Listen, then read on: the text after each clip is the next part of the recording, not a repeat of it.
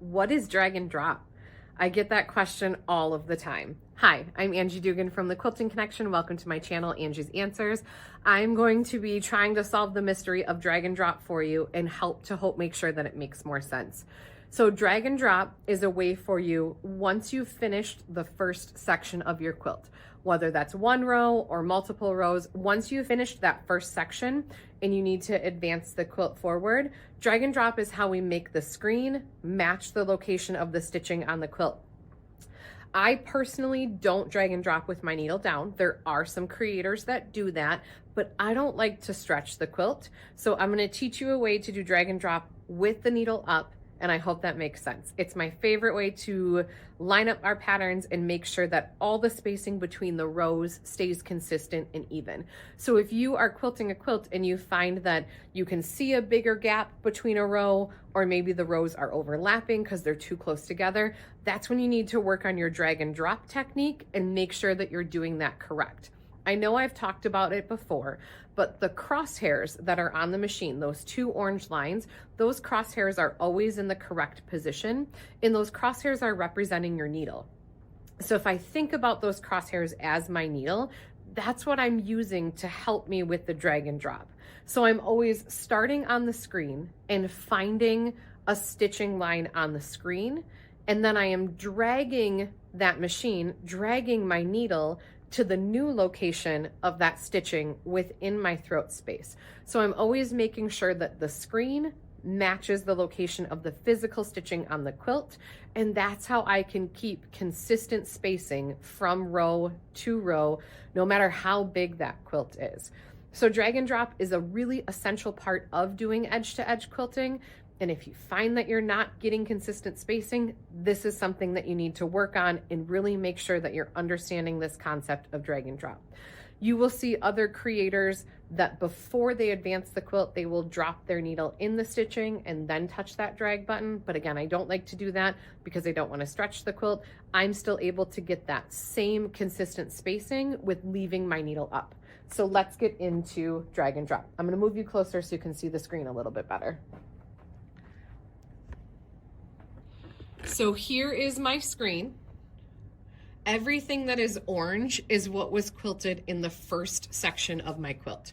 So I was able to reach this little partial row, I was able to reach full row number 2, and I was able to reach full row number 3. You can see that because there are 3 green circle, or the green circle and then the green squares, showing me that I've done 3 rows so far of this pattern. I already rolled my quilt forward and advanced my quilt in my frame, so I have a new section of the quilt with, 14 inches available for me to stitch. You can see this loop right here. That's the bottom of a loop right there. But what I need to think about is like this space up in here. Let me get my machine out of the way. This space right up in here, I need the top of our loop for our next row to be able to reach here without hitting one of these roller bars. So if I look on my screen, we were able to quilt those 3 rows. So I'm going to use my crosshairs here and I'm going to bring them down to the bottom of that row. So I kind of get lined up on the center of that loop.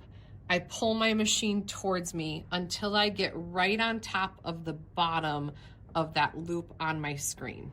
So I'm only looking at my screen and I'm using my crosshairs to get lined up vertically and horizontally along the bottom of that row. And it's nice that it is orange for you.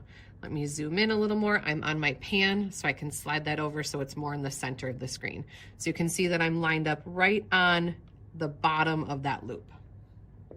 This is where a lot of people get confused, because if you look at my quilt, if you look below my needle, I'm really close to this roller bar and there's no stitching there anymore. Well, that's because I already advanced the quilt and rolled the quilt forward.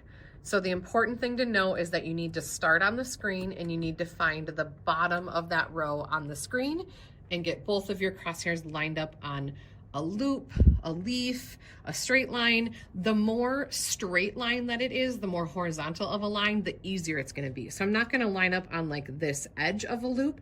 I could also line up right here, and that would be a great spot to line up with too, somewhere along this lowest edge of that row.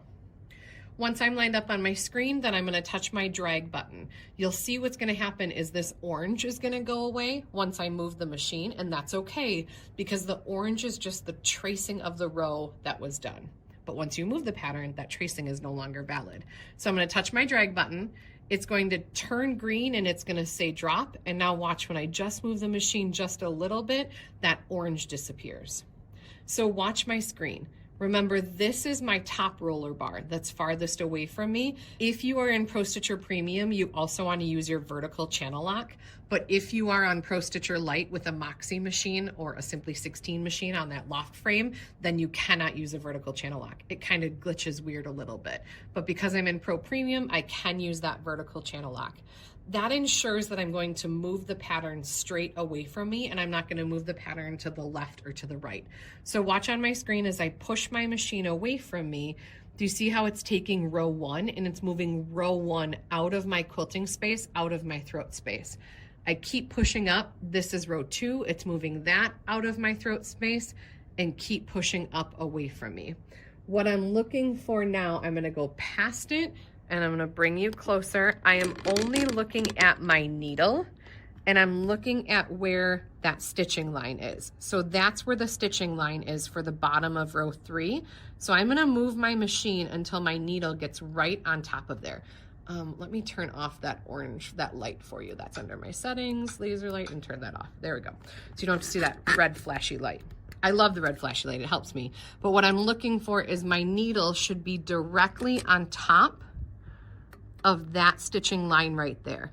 So I move it until my needle is on top of that stitching line, and that is ensuring that the pattern, oh, let me get rid of my Mara console, sorry, that the pattern that is on the screen, that lowest part of that loop there on the screen, is matching with the physical stitching that is on my quilt. Because it's always my job to make sure that the screen matches where the stitching is on the quilt.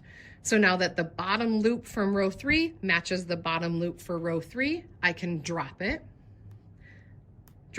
and it should change back so it says drag and it's tan, and then I can turn my channel lock back off. So now our next rows are placed, but it's important that you check to make sure that you can reach the highest part of our next row without hitting. So this loop right here is the highest part. So let me take my crosshair over there so you can see that. So that is the highest part of that row, and I'm not hitting that roller bar out there. I can reach this, no problem. Then these double loops, that's the bottom of a row. So this is the bottom of the next row we're gonna quilt. And then this is the bottom of the following row. So I can visually see that I'm able to reach the highest part and the lowest part for the next row. So then I'm ready just to hold on to my top thread and tell the machine to go ahead and resume. It's gonna move and find the starting point for my next row. I can hold on to that and grab my bobbin thread. I can tell it to resume again. It takes those slower stitches to lock my threads in place. I leave these tails just a little longer when I trim those, so I'm not trimming those all the way down or all the way tight to the quilt. I leave a little extra tail there. So it is ready to run the next row. So this is technically row 4 and row 5 within my throat space. And it's putting the correct spacing between those, so all of my rows will have the correct space between them.